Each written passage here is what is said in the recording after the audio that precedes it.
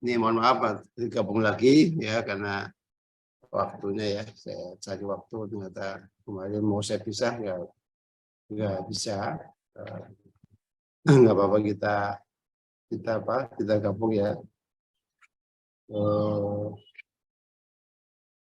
Ya sekarang kuliah yang kedua. Ya, terima kasih kemarin sudah saya koreksi dan sebagian besar memang sudah berarti mengikuti kuliah saya dengan baik ya, dengan indikasi bisa menjawab soal-soal yang saya berikan ya. Ya soalnya cukup nggak begitu susah tapi mesti lebih diimprovisasi ya. Untuk yang kedua ini mungkin ada yang jawab jangan simple tapi memang coba improvisasi selengkap-lengkapnya ya untuk pengkayaan dari sendiri tentang satu pertanyaan. Itu akan menambah dari nilai dalam ujian itu. Sedangkan untuk yang teman-teman yang tidak ikut kemarin, nanti masih bisa akan diberi kesempatan kasih soal di akhir sesi kuliah terakhir ada 2 kali ujian. Nah, jadi cuma 2 kali boleh saya tolerir yang tidak masuk 2 kali. Kalau 2 kali enggak berarti saya coret, artinya tidak mengikuti kuliah saya. Kalau misalnya 2 kali ini enggak kuliah, masih saya tolerir. Tapi kalau besok hadir lagi berarti otomatis tidak ikut kuliah saya. Saya nggak memberikan nilai untuk yang tidak hadir lebih dari 2 kali. Baik, saya untuk yang kedua ini ya.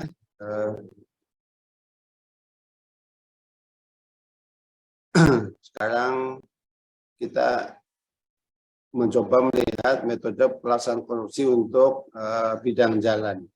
Ya. Bidang jalan nanti ya. Ini yang pertama outline-nya adalah konsep dalam menentukan metode pelaksanaan korupsi. Kemudian tahapan metode pelaksanaan korupsi. Kemudian ada satu posisi yang mana survei yang sangat penting di dalam tahapan metode pelaksanaan korupsi ini sangat penting ya. Ini perlu diperhatikan ya dari menyusun dokumen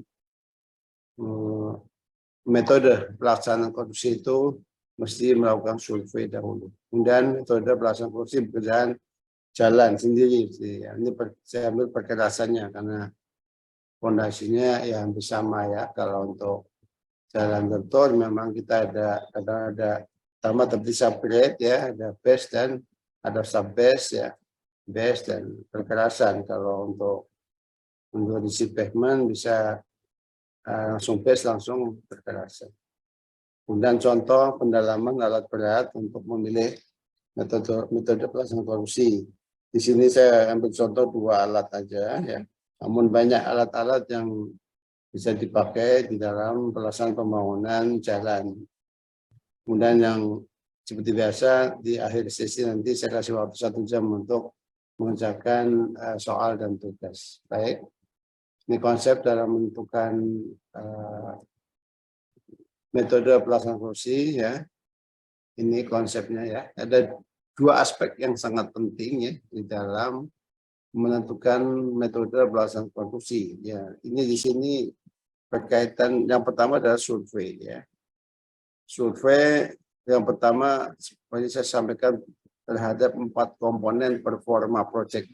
Kemarin adanya masih ada pertanyaan yang jawabannya kurang fokus. Kalau saya bilang performa project mesti disebut 4 item ini. Jadi performa project ya waktu, biaya, kualitas dan keselamatan. Ya, ini hal-hal penting yang dalam pelaksanaan konstruksi harus menjadi perhatian ya. Survei waktu ya. Waktunya cukup tidak ya. Waktu ini akan dilihat juga ada waktu-waktu yang memang bisa bagus musimnya bagus karena kita tahu dari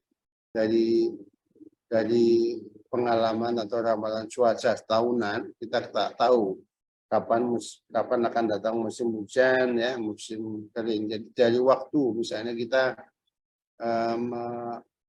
waktu lelang kita menawar ya, menawar suatu proyek dengan waktu misalnya 8 bulan ya untuk suatu jembatan jalan dan jembatan. 8 bulan ini mesti ada waktu-waktu yang musimnya nggak bagus sehingga kita tidak bisa optimal dalam bekerja karena pekerjaan jalan pengaspalan khususnya atau pengecoran tidak bisa dilaksanakan saat hujan ya, saat hujan pasti akan berbeda ya, meskipun pada prakteknya masih bisa dilaksanakan dengan pengaturan suhu ya dari hot mic itu sendiri, tapi ini tidak disarankan karena nanti ketika kita mendatangkan hot mic ke lokasi, dicek suhunya kurang, pasti akan ditolak, dicek. Ini pasti akan terjadi kerugian ya. Di survei ini termasuk biaya ya. Tadi anunya untuk bagaimana untuk survei resource ya, sumber daya di sekitar proyek itu sendiri ya, untuk bisa menekan biaya ini. Karena suatu kontraktor itu kerja ya harus untung ya, untung, atau bisa mendapat kerjaan dengan penawaran yang rendah tapi masih untung. Kemudian kualitas ya, kualitas untuk mendapatkan kualitas bahan-bahan di sekitar yang terdekat atau di mana kuare-kuare yang bisa langsung materialnya kualitasnya cukup bagus. Kemudian survei untuk keamanan itu sendiri dari lokasi ya, biasanya di suatu proyek itu apakah wilayahnya rawan longsor, banjir dan sebagainya. Bahkan keamanan dari sekitar seperti pembangunan di daerah Irian Jaya misalnya ya, daerah timur Irian Jaya yang ya, atau di daerah konflik misalnya yang seperti kejadian di Menduga misalnya ya, pekerja di jalan jembatan itu beberapa orang diserbu oleh KKB dan dibunuh ya beberapa waktu lalu. Kemudian pemilihan alat berat ya, pemilihan alat berat ini juga sangat menentukan ya, alat berat yang tepat sasaran ya akan lebih efisien, efektif serta mendatangkan keuntungan bagi perusahaan. Baik. Kemudian tahapan metode pelaksanaan konstruksi. Ya ini ada tahapannya ini banyak, dari proses perencanaan, proses penawaran sampai pelaksanaan. Jadi waktu proses perencanaan inilah butuh waktu ya untuk kita memahami dokumen sebelum kita mengajukan penawaran dalam lelang ya.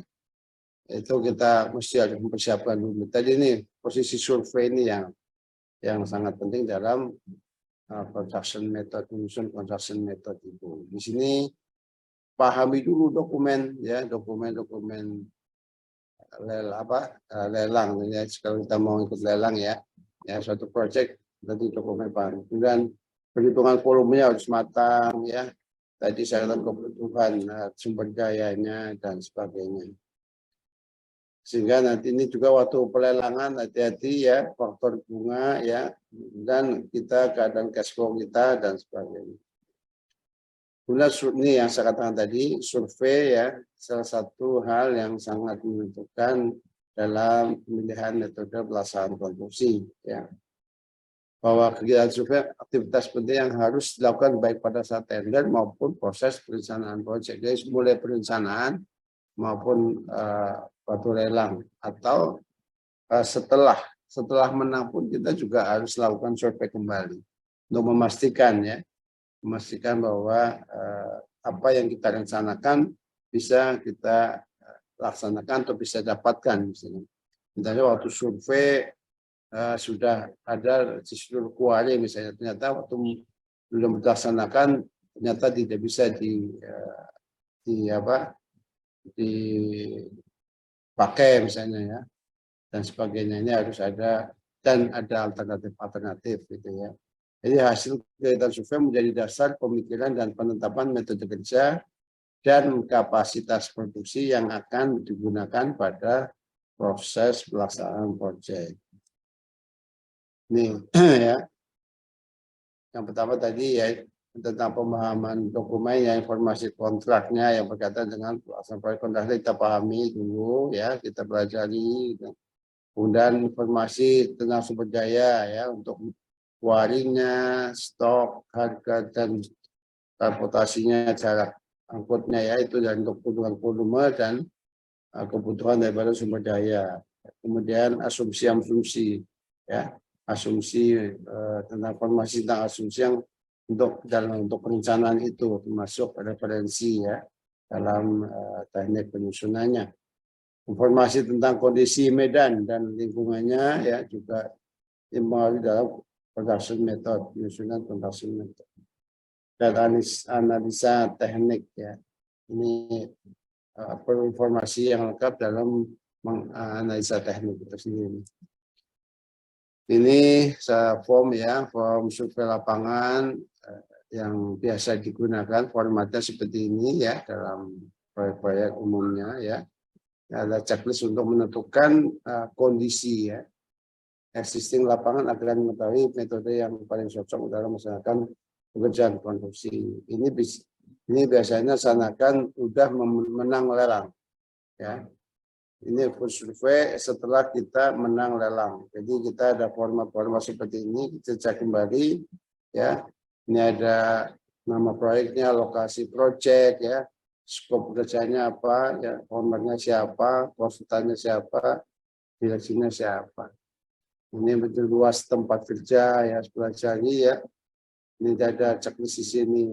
Jadi kalau kita sebagai site operator, ya, operation ya, SOM ya, ini mesti ada punya staff yang memang bisa melakukan survei dengan baik ya. Sampai ke tanah, jenis tanahnya ya, kemudian kesuburan tanahnya, subgrade ya. Jadi karena pembangunan jalan mesti subgrade-nya lebih utama. Jadi gini, kunci keberhasilan dalam pembangunan jalan adalah yang pertama adalah di subgrade-nya ya. Kalau subgrade-nya tidak bagus ya, tidak padat dengan baik ya, saat pelaksanaan fondasi itu akan rusak selamanya. Contoh, jalan-jalan di Sumatera Selatan, sebagian di Jambi, itu susah sekali karena memang subgrade-nya susah mencari subgrade yang bagus. Di samping dipengaruhi oleh jenis tanah. Itu harus ada intervensi terhadap subgrade dengan mungkin soil semen, kapur, dan sebagainya. Ya, jadi kita mesti memperbaiki komposisi daripada susunan subgrade itu sendiri sebelum dipasang oleh fondasi. Namun kadang-kadang teman-teman merencanakan ya dari subgrade langsung karena itu rigid pavement bikinnya kalau udah dibeton kuat.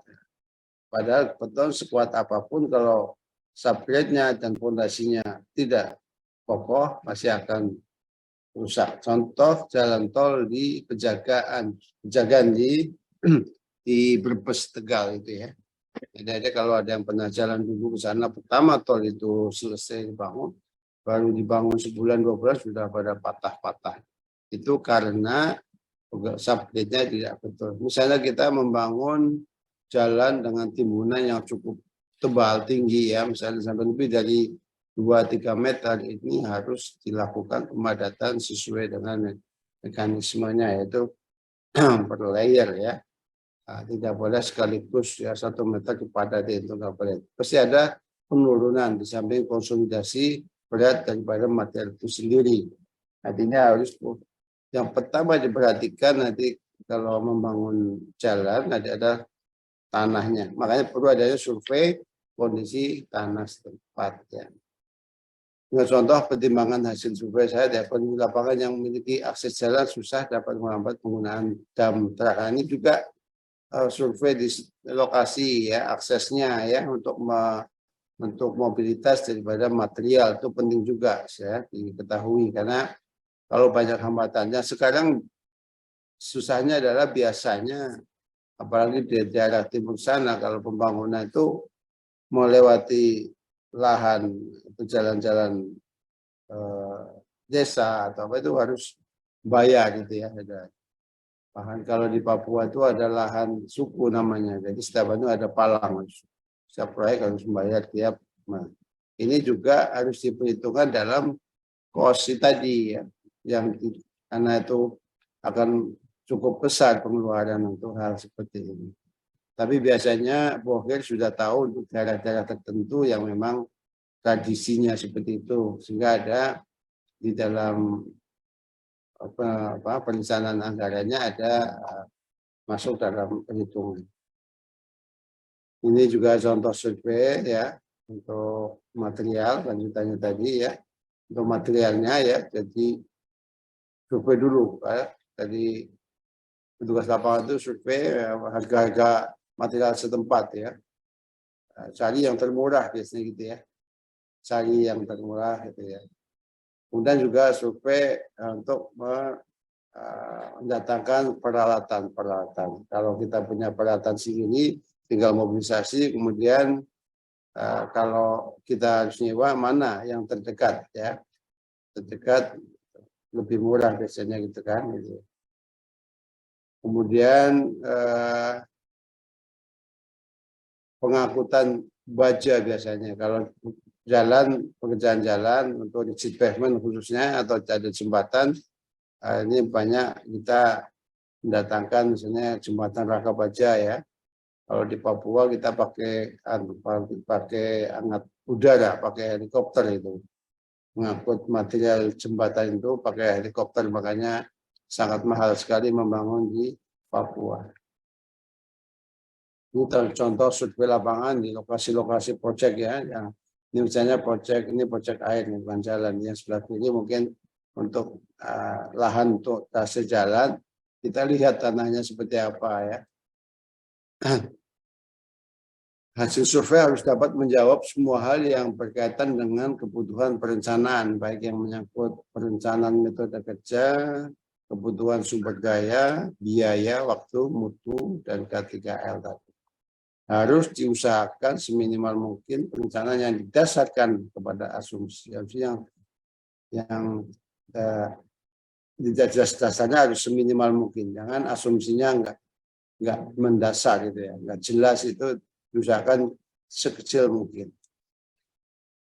Yang kemudian kita masuk ke bagaimana sih konstruksi pekerjaan jalan ya. Jadi mungkin nanti di unsur ini apakah ada konsentrasi jurusan ya di sipil ini. Kalau kami dulu di UGM kan ada jurusan transportasi ya, jalan, kemudian ada hidro ya, ada bendungan, ada irigasi umum, ada bangunan struktur ya.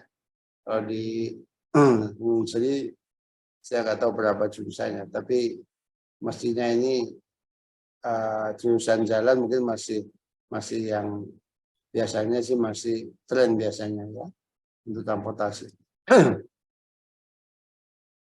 Ini untuk yang pertama perkerasan jalan lentur atau hot mix. Ini untuk perkerasannya ya. Kalau saya ambil di perkerasannya karena untuk struktur jalan nanti tentu sudah ada yang memberikan materi ya. Bagaimana ada mungkin mata kuliah jalan raya ya, biasanya bagaimana geometriknya ya. Kemudian bagaimana membuat tanah dasarnya tadi ya, kemudian subbed, kemudian fondasinya, subbase-nya ya. Kita nanti akan berbicara tentang perkerasannya di atasnya, yaitu dengan hot mix dan nanti dengan seat pavement. Jadi kembali saya sampaikan ya, jalan yang bagus ini adalah contoh-contoh jalan yang bagus, jalan lentur yang pekerjaannya cukup bagus ya. Yang pertama adalah jalan nasional non tol di Jawa Barat ya. Ini yang ini dari permukaannya kelihatan manusia bagus ya. Itu kemudian dia ada gelombang ya, itu ya gelombang. Jadi kalau subgrade-nya sudah jelek, apalagi fondasi juga jelek, itu akan terjadi lendutan dan itu terjadi crack di perkerasan.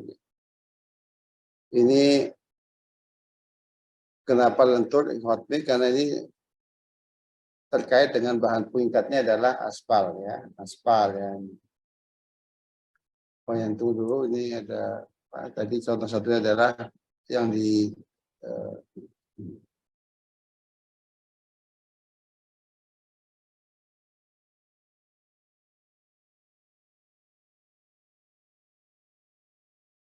nah, ini kembali yang jalan tol Cikampek Purbalingga ini yang sudah pernah lihat ada ya, ini perkerasan lentur juga.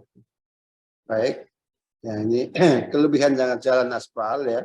Yang pertama tentu jalan lebih halus ya, dan mungkin lebih nyaman ya, tentunya lebih nyaman ya, halus permukaannya dan nyaman, berbeda dengan jalan beton dan lebih ekonomis. Kenapa? Kalau jalan aspal kita hampir mungkin separuhnya lah ya, kalau enggak ya separuhnya dari rigid pavement, karena memang penggunaan fondasi kelas A kemudian dengan langsung aspal dibanding dengan rigid pavement ya, pakai beton. Ini memang lebih mahal pakai rigid pavement.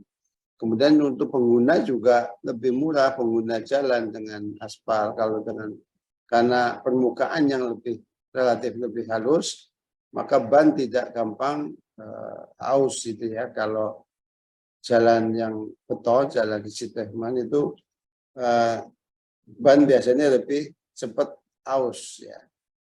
Kemudian tidak terlalu bising yang kalau di jalan lentur aspal ya. Kalau apalagi jalan tol di Indonesia masih kenyamanannya masih tinggi, masih kurang ya, dari aman, masih gelombang ya, jadi naik mobil di jalan tol rigid pavement itu rasa masih kurang nyaman gitu ya, masih goyang-goyangnya tinggi dan bising. Kemudian kalau perkerasan lentur ini gampang perbaikannya ya, pemeliharaannya. Kalau rusak setempat tinggal digali setempat dan langsung bisa diperbaiki, tidak membutuhkan waktu yang lama. Berbeda dengan pekerjaan rigid pavement membutuhkan waktu perkerasan betonnya cukup lama. Nah, ini yang bahwa memang tingkat keawetannya lebih awet daripada atau lebih lama rigid pavement daripada hot mix ya. Kalau jalan aspal rusak cepat, pemeliharaannya gampang, tapi kalau rigid pavement susah tapi lebih lama rusaknya biasanya gitu ya. Ya plus minus gitu ya. Warna juga lebih teduh ya, hitam ya, gitu, enak di mata enggak ini. Kalau beton cukup mengganggu pengendara. Pembuatannya lebih cepat kalau hot mix ya, dihampar gitu ya. Kekurangan jalan aspal yaitu kurang tahan lama tadi ya, cepat umur rencananya lebih pendek daripada rigid pavement. Sangat bergantung pada kondisi tanah ya. Kondisi tanah tadi tapi apapun itu sama sebetulnya, tapi lebih kalau yang rigid, kalau tanahnya memang tidak ada yang bisa sampai 100% atau 97% itu akan cepat terjadi lendutan ya, karena subgridnya tidak bisa maksimal. Kalau beton masih bisa ditopang. Kemudian membutuhkan banyak perawatan tentunya ya. Kalau kadang-kadang permukaan aspal kalau kena air memang cepat rusak di permukaannya. Sudah perlu adanya dilapis kembali. Untuk perkerasan beton ya, untuk hot mix ya, ini saya katakan tadi dari subgridnya ya, susunannya subgrade atau tanah dasar ya. Ini yang utama nih. Tanah dasar adalah permukaan tanah semula atau permukaan galian atau permukaan tanah timbunan. Ya. Jadi beradab tanah timbunan. Karena harus timbunannya betul-betul dipadatkan, dites ya sesuai dengan kepadatan di CPR yang dibutuhkan. Yang dipadatkan merupakan permukaan dasar untuk peletakan bagian-bagian perkerasan di atasnya, ya base course ya, base maupun sub base course atau fondasi atau sub fondasi itu harus kemudian di atasnya bagi surface atau perkerasan. Kekuatan dan keawetan konstruksi perjalanan jalan sangat tergantung dari sifat-sifat dan didukung tanah dasar ya. Ingat ya, kalau dari di perencanaan atau pelaksanaan jalan ya nantinya harus perhatikan tanah dasar ini. Umumnya persoalan yang menyangkut tanah dasar adalah perubahan bentuk tetap ya, deformasi permanen dari macam tanah tentu akibat beban lalu lintas ya. Macam-macam jenis tanah, namanya tadi perlu dilakukan survei dulu ya, survei dulu jenis tanahnya. Sifat mengembang dan menyusut dari tanah juga mempengaruhi ya akibat perubahan kadar air. Kemudian daya dukung tanah yang tidak merata, yang sukar ditentukan secara pasti pada daerah dengan macam tanah yang sangat berbeda sifat dan kedudukan. Untuk jalan tol di Palembang, Indralaya ya itu kan kita menggunakan sistem pompa air yaitu ya. Sedot airnya yaitu karena di daerah-daerah rawa, gambut ya. Itu suatu inovasi juga di Indonesia. Meskipun banyak metode lain seperti Sakarayam di jalan di Bandara Soekarno-Hatta itu ya. Itu adalah dengan Sakarayam itu lebih mahal karena itu jalan beton yang ngambang di permukaan air. Jadi kayak kapal. Ini ya untuk pondasi bawah ya. Kalau untuk lalu lintas berat biasanya pakai pondasi bawah. Kemudian kalau untuk jalan yang bukan jalan berat ya cukup langsung pondasi atas ya atau pondasi ya langsung baru permukaan. Kalau untuk jalan berat kita pakai lapis pondasi bawah dan lapis pondasi atas. Jadi komposisi bahan untuk subbase dan base course ini beda-beda ya. Biasanya subbase masih bisa pakai kelas B misalnya. Agregat kelas B atau kelas A normal, reguler. Kalau pondasi atas kelas A plus itu ya katanya atau kelas A yang subbase pakai kelas B. Jadi tergantung dari kondisi tadi subgrade-nya tadi ya. Jadi lapis pondasi bawah adalah bagian perasan yang terletak antara lapis pondasi dan tanah dasar. Ini yang namanya subbase ya. Jadi untuk mendukung pondasinya dibagi dua sebenarnya. Karena supaya kalau dibuat pondasi satu mahal tebelnya yang sama. Jadi ini satu inovasi juga penghematan daripada material dengan pakai material lebih rendah kualitasnya yaitu kelas B tadi. Jadi sebagai bagian dari konstruksi perkerasan untuk mendukung dan menyebarkan beban roda. Kemudian mencapai efisiensi penggunaan material yang relatif murah agar lapisan-lapisan subbase lebih tebal daripada base cost-nya ya untuk mengurangi biaya. Untuk mencegah tanah dasar masuk ke dalam lapis pondasi. Jadi intinya adalah ini sebagai apa ya katalisatornya ya antara subgrade dan pondasi itu ya. Itu kalau supaya tanah subgrade itu tidak masuk kepada pondasi ya. Sebagai lapis pertama agar pelaksanaan dapat berjalan.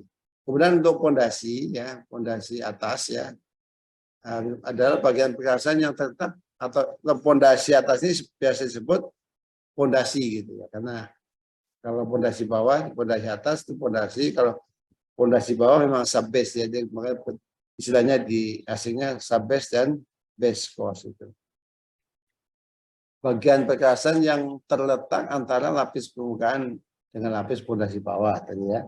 Fungsi lapis pondasi dan lain sebagai bagian perkerasan yang ini langsung menahan beban roda ya. Kalau lapisan permukaan itu tidak menahan, nggak ada strukturnya. Strukturnya adalah di pondasi. Jadi pondasinya yang menahan beban roda. Makanya pondasi ini yang lebih bahannya lebih bagus ya, lebih kuat dibandingkan subbase-nya itu sendiri. sebagai peletakan terhadap lapis permukaan ya dari perkerasan tadi ya. Jadi sesuatu apapun itu infrastruktur itu bangunan infrastruktur atau fondasinya tidak bagus ya menjadi tidak bagus bangunannya. Tapi ini ada lagi di bawahnya kalau jalan ada satu satuan dari subbase, subbase dan base ini harus satu kesatuan harus bagus bisa menopang ya. Untuk menopang lapis permukaan ya, untuk lewat kendaraan. Lapis permukaan ini yang saya sampaikan adalah ukur perkerasan aspal hot mix tadi ya. Ini adalah bagian perkerasan yang paling atas ini untuk fungsinya adalah lapis permukaan sebagai bahan perkerasan untuk menahan beban roda ya. Sebagai lapisan rapat air untuk melindungi badan jalan kerusakan akibat cuaca. Jadi musuh aspal lentur jalan lentur ini atau aspal ini perkerasan aspal adalah air ya musuhnya adalah air ya. Makanya dibuat jalan itu ada elevasi horizontal dan vertikalnya supaya tidak ada gendongan air. Jadi kalau ada hujan langsung bisa ngalir ke bahu jalan dan drainase. Sebagai lapisan rapat air tadi. Kemudian sebagai lapisan aus ya di atasnya. Bahan untuk lapis permukaan jumlahnya adalah sama dengan bahan untuk lapis fondasi dengan persatuan lebih tinggi. Materialnya lebih halus biasanya untuk hot mix aspal campurannya. Pemilihan bahan untuk lapis permukaan perlu ditetapkan kegunaan, umur rencana serta pentahapan konstruksi agar dicapai manfaat yang sebesar-besarnya dari biaya yang dikeluarkan itu. Ini memang materialnya gradasinya lebih halus untuk perkerasan ya. Nah, alat-alat yang diperlukan ya dalam proses pelaksanaan pekerjaan perkerasan jalan lentur ini atau hot mix adalah aspal plan ya atau aspal mixing plan AMP namanya. Jadi AMP aspal mixer plan ya. Ini ada alat-alat untuk mengolah campuran aspal ya dengan material lainnya ya. Kemudian alat untuk perkerasan.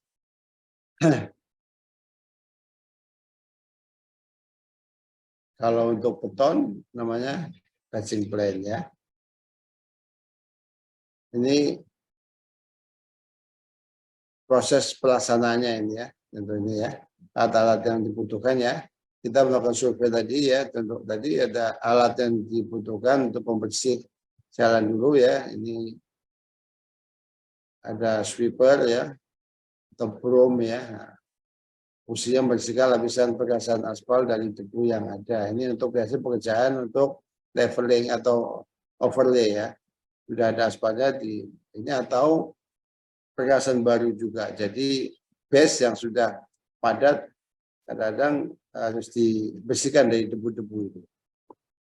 Supaya aspalnya bisa mendekat ke batu-batu di base-nya itu, sampuran base.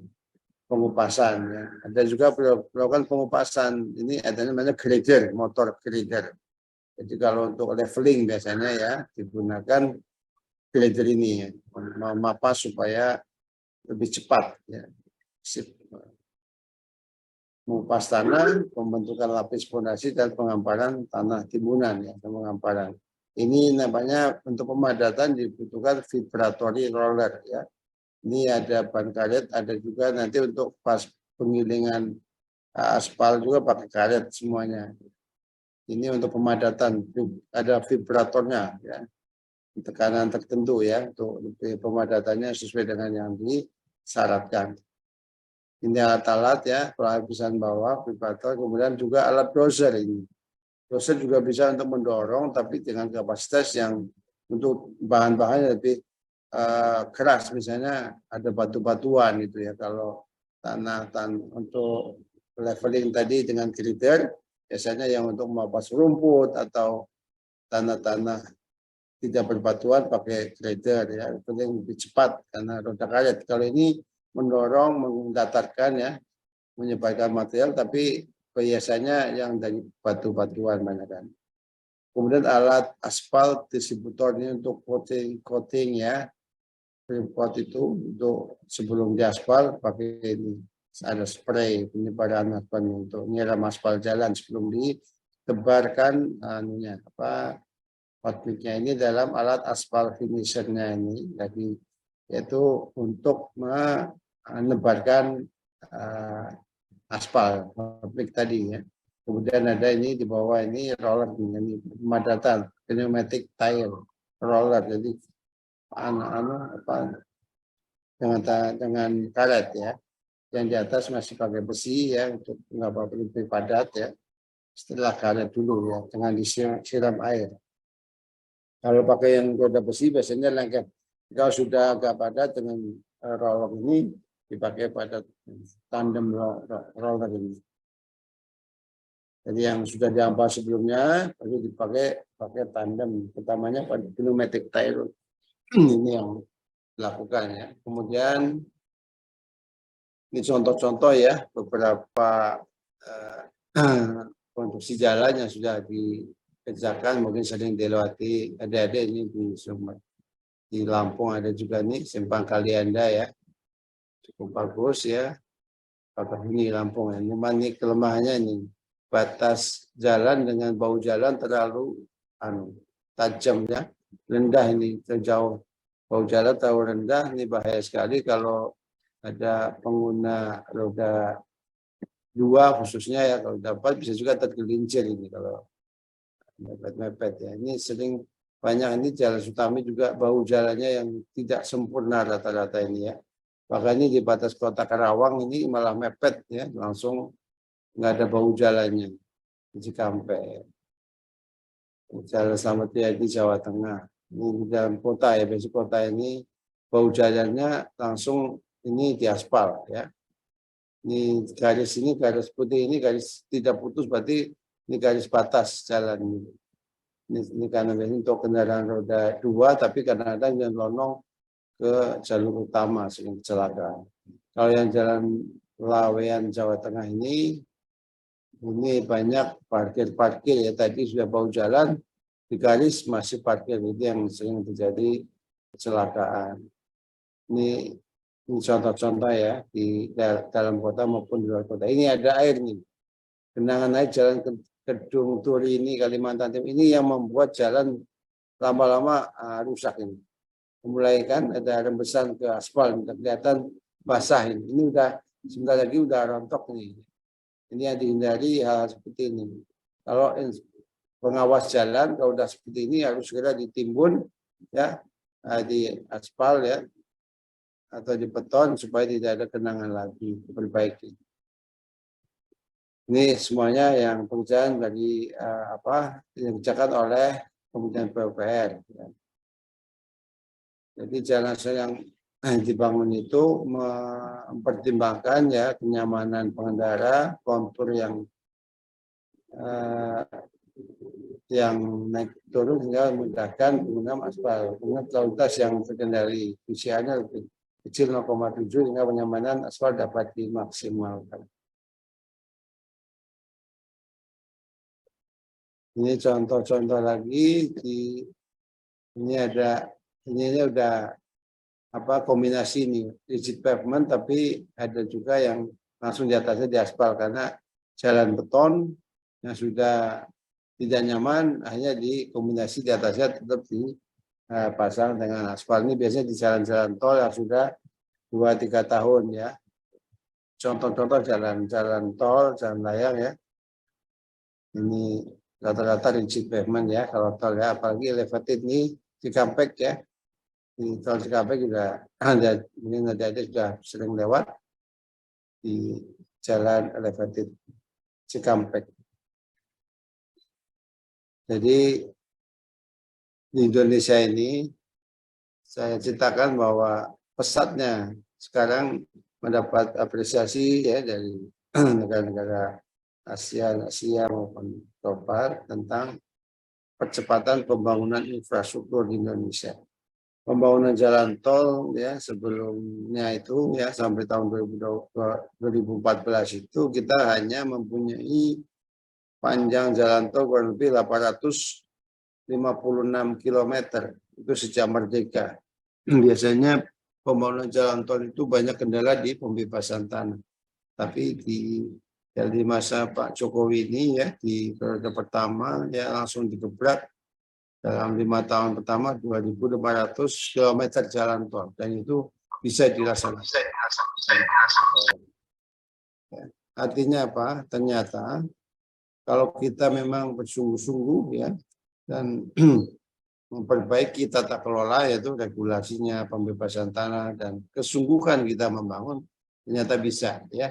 Dalam waktu 5 tahun kita bisa bangun 2.500 km. Padahal tadi 800 km aja sampai udah 50 tahun yang lalu ya. Ternyata begitu juga pembangunan bendung dan sebagainya. Artinya adik-adik ke depan nanti ya, penerus kami ini harus lebih banyak inovasi ya untuk percepatan pembangunan. Karena kita masih jauh tertinggal ya dari, apalagi kalau kita lihat di Cina ya, di Korea ya, yang maju ya, itu di Cina itu ada jalan tingkat sampai lebih daripada 20 tingkat ya, di persimpangannya. Interconnection-nya itu ada simpang sampai lebih dari 10 itu. Mungkin ada sudah sering lihat ya di medsos itu. Di kita yang paling banyak simpang intersection paling di daerah Cawang itu ya, baru 4 tingkat ya. Itu ya, ini contoh jalan tol. Kemudian kita masuk ke perkerasan kaku atau rigid pavement ya. Jadi bahan pengikatnya adalah semen, kalau lentur tadi aspal. Nah, ini semen ini kan, kalau ini ada tanah dasar, ada lean concrete, dan langsung surface-nya atau perkerasannya. Ini tadi contohnya banyak jalan tol. Tolnya untuk jalan luar dan kabupaten ada juga nih. Yang Kabupaten Barito Selatan. Ini sudah di kabupaten sudah sekarang tren juga membangun dengan perkerasan kaku. Cuman mereka tadi karena pemahaman yang masih belum sempurna, kadang-kadang tidak diperhatikan subgrade-nya dan fondasi, sehingga begitu setahun sudah pada pecah, pada turun gelombang. Karena itu tadi saya katakan tadi, harus membangun jalan itu harus mulai dari subgrade. Nah, kelebihan jalan beton tadi sudah kita ini ya, kalau untuk tadi perkerasan lentur dan kaku ya, dapat menahan beban kendaraan lebih berat ya, tahan terhadap genangan air dan banjir ya. Tentunya banjir yang bukan banjir yang galodo. Kalau galodo ya keterjang ya sama saja ya. Di banjir, air, genangan air, aliran air yang misalnya dari run off masih bisa tahan daripada perkerasan lentur yang rawan kalau ada air, genangan-genangan. Biaya perawatan lebih murah dibandingkan dengan jalan aspal. Dapat digunakan pada struktur tanah yang lemah tanpa perbaikan tanahnya dahulu ya, dengan penguatan saja.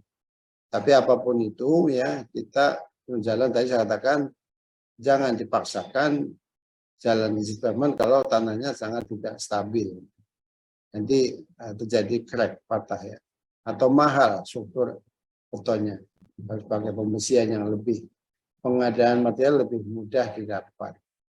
Kelemahannya adalah kualitas jalan beton sangat tergantung saat pelaksananya. Jadi pengawasannya ketat sekali ini. Misalnya campurannya ya salah ya.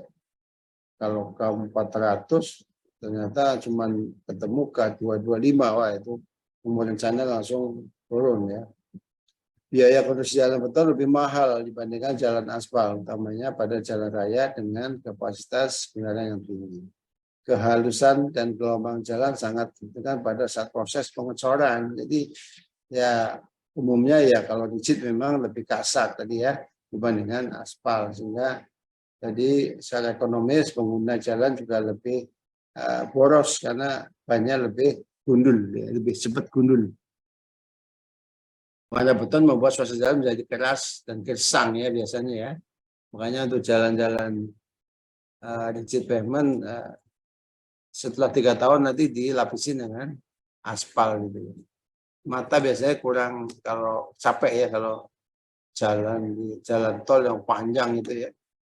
Karena kalau jalan aspal itu hitam jadi nggak begitu mengganggu retina. Ini struktur perasan kaku ya. Jadi perasan beton dibangun secara berlapis ya. Struktur ini biasanya terdiri dari beton semen, fondasi bawah, dan konkrit dan tanah dasar ini ya. Jadi sama ya, semuanya tanah dasarnya harus memenuhi syarat CBR. Kemudian konkretnya ini tentu lantai kerja untuk betonnya ya. Kalau tadi ada mungkin ada kalau di lentur ada subbase ya. Ini untuk lantai kerja kualitas betonnya lebih rendah dibanding dengan beton sendiri, beton konstruksi perkasan beton semennya sendiri itu lebih yang memang untuk menopang ya dengan pembersihan. Kalau untuk lantai dasarnya tidak pakai pembersihan. Ini alat-alatnya yang gunakan ya, excavator ya, salah satu excavator dapat bisa juga dozer ya kalau ada yang dibutuhkan atau grader ya, kemudian vibratory roller ya dibutuhkan juga untuk tanah dasarnya tadi. Ini landasan beton ya. Ini udah pembetonan kalau yang ini. Ini lantai kerjanya yang ditutup ini adalah lantai dasarnya.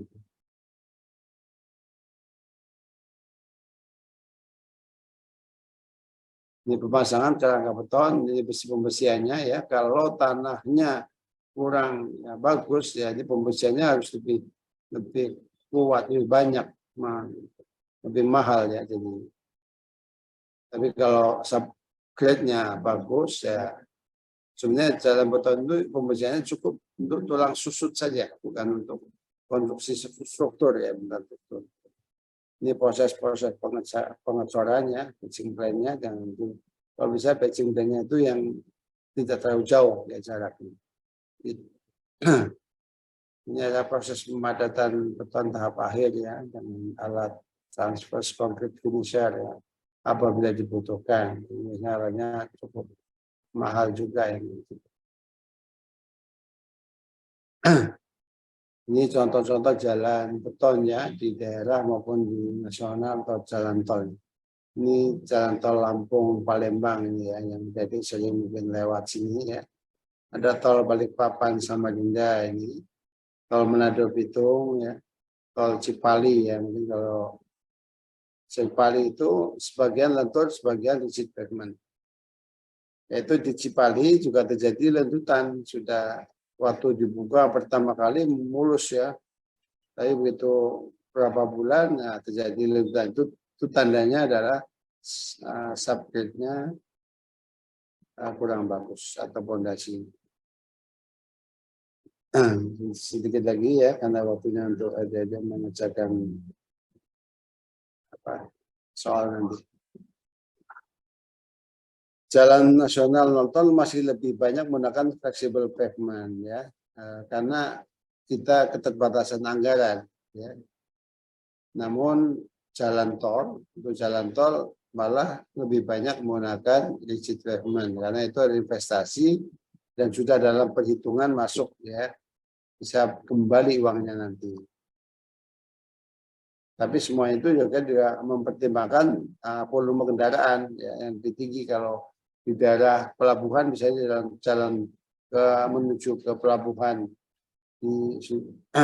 di pelabuhan misalnya di Sriwijaya ya, kemudian pelabuhan di Tanjung Priok ya itu tentu konstruksinya beda ya, ketebalan daripada betonnya pun beda.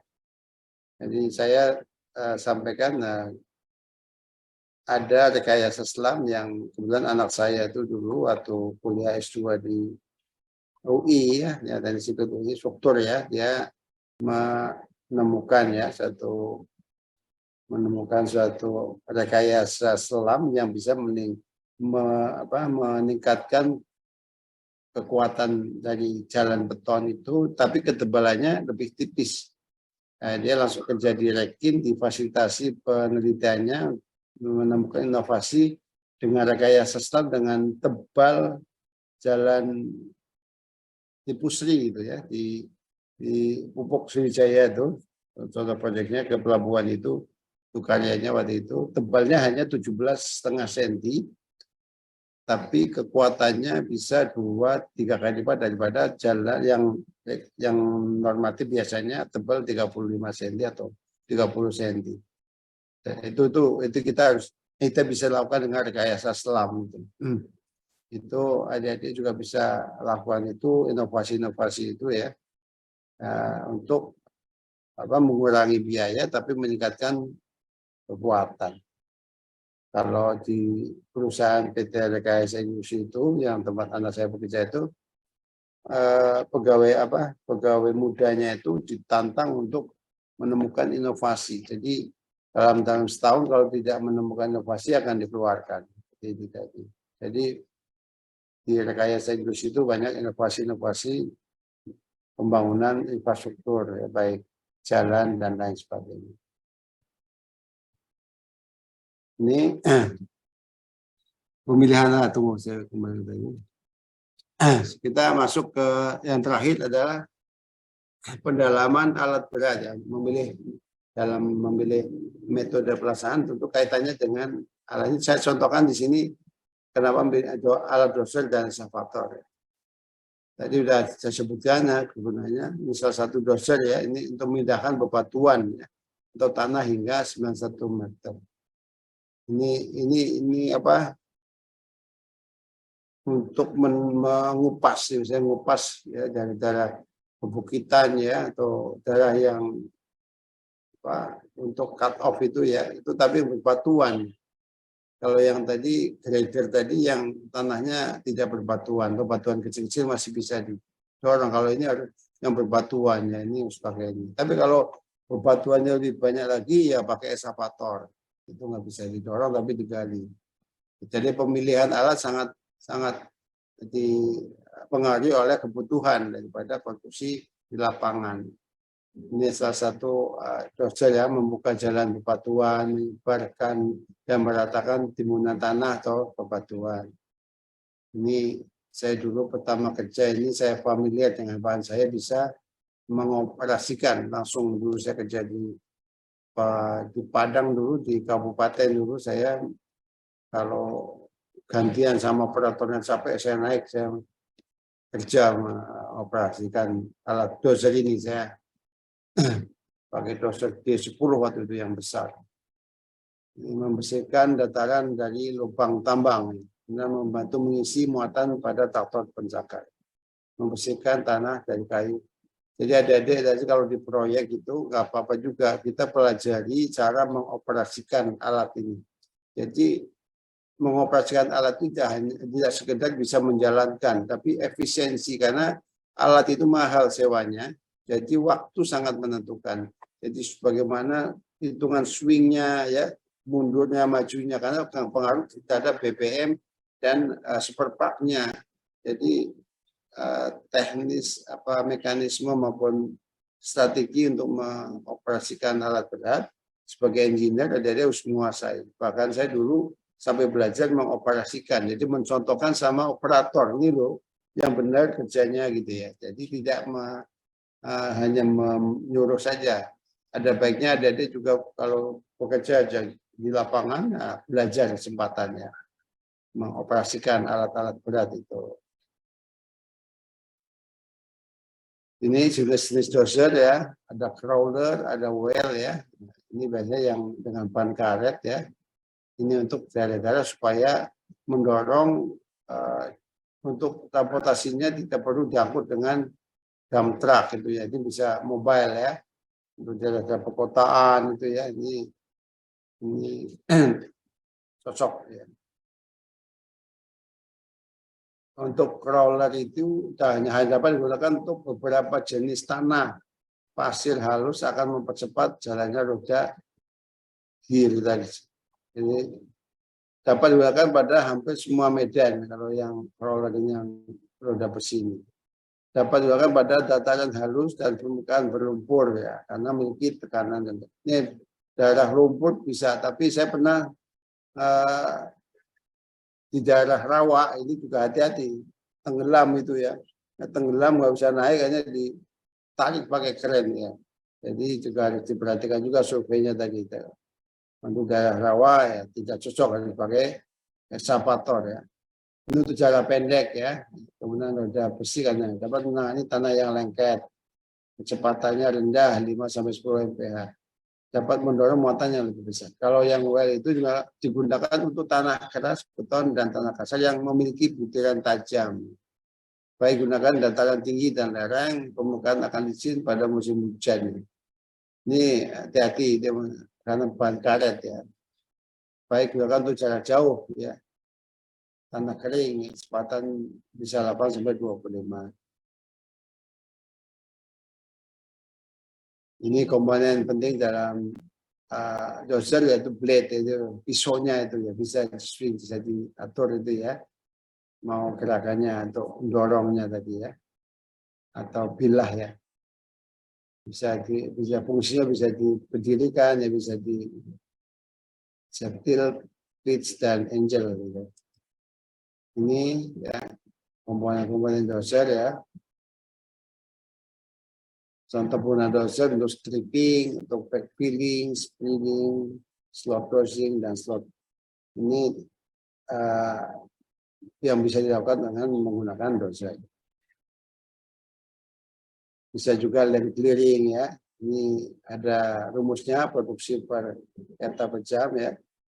Harus menguasai adik-adik ini ya, untuk stripping, side hill cut ya. Ini syarat-syarat ini nanti dibaca aja. Ini hal-hal yang harus diperhatikan dalam pengoperasian bulldozer ya. Bulldozer sudah boleh digunakan pada tanjakan yang lebih 45 derajat dan sebagainya ini ya. Dan tentunya ini jangan sampai merusak jalan lama ya. Biasanya kalau mau nyebrang itu lewat jalan aspal udah hancur jalannya ya. Ini ya produktivitas alat dozer ini ada hitungannya, produksi per jam dari alat meter kubik ini ya, rumusnya kapasitas operasi alat berat biasa digunakan dalam meter kubik per jam atau cube per jam. Sedangkan produksi alat digunakan dalam volume tegangan yang digunakan per siklus waktu dan jumlah siklus dalam 1 jam kerja. Ini produksi kerja dozer pada saat penggusuran beda ya, ini rumusnya. Pemindahan dilakukan dozer ini pas pemindahan tanah ya. Yang pertama land clearing, stripping, ya, excavating, motong, kemudian hauling dan dumping. Faktor-faktor yang dapat menentukan ada jarak angkut, pemindahan, tujuan akhir, pekerjaan, keadaan lapangan, dan skala proyek. Ini proses pemindahan tanah ya.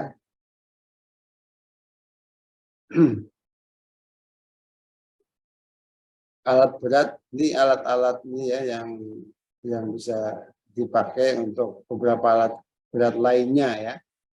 Ini lainnya ada ini excavator, scraper ya, grader, dirt line ya. Banyak alat-alat yang selain dozer dan ini untuk produksi persatuan waktu. Oke, tinggal dibaca aja. Ini saya kasihkan bahannya. Ini rumusnya ya. Bisa ini kalau ada soal seperti ini mungkin ya produktivitas daripada dozer, jadi udah bisa menghitungnya ya. Jadi kalau jadi petugas lapangan nanti harus bisa menghitung ini ya. Misalnya satu lagi excavator tadi ya. Kalau untuk batu-batu lebih keras ya, kemudian daerah rawa ya, kita menggunakan excavator. Excavator terdiri dari 2 tipe, yaitu excavator yang berjalan menggunakan roda kelabang atau crawler excavator dan well dengan roda karet. Ya. Ada 2. Bagian utama excavator nih ya, yang bisa dibaca ini. Ada backhoe, power saw, shovel dan tagline, pangsel ya. Ini juga bisa untuk memecah ujungnya ya, memecah untuk ngangkut batu ya. Ini ada ini ya. Penjepit, pengeduk jepit yang jepit apa bahan material ya. farm cell. Ada PKU biasanya untuk menggali ya, memindahkan galian ya, cut off dan sebagainya. Ada power shovel ya, ada drag line, ada drill ya untuk pecah batu ya, pecah batuan yang keras. Ini taksiran produksi eskavator ya. Ini tentunya produksinya lebih rendah daripada dosen Jawa karena ini kapasitasnya kecil ya, PKU tadi. Ini paketnya masing-masing ada dari PKU itu tadi.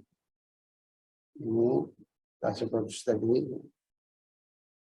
Baik, adik-adik, saya kira itu ya materi untuk kuliah kedua ini ya. Dan saya akan berikan soal, tapi kalau ada pertanyaan saya beri kesempatan sebelum saya berikan soal tugas ya. Sekali lagi saya sampaikan soal-soal tugas ini kesempatan adik-adik untuk menjawab selengkap mungkin. Tapi pelajari betul maksud soalnya dulu ya. Jadi pelajari jangan tergesa-gesa apa sih gitu ya, sehingga tidak salah menjawabnya ya, sayang ya. Jadi kemudian selengkap-lengkapnya diuraikan, kalau terangkan ya terangkan, jangan cuma definisi saja. Kalau pertanyaannya apa yang dimaksud dengan apa itu definisi atau definisi apa, kalau terangkan jelaskan berarti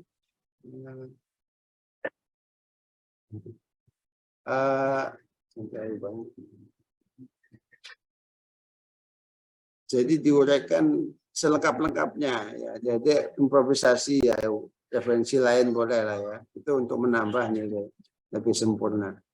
Baik, ada pertanyaan? Kalau sebelum saya kasih soal.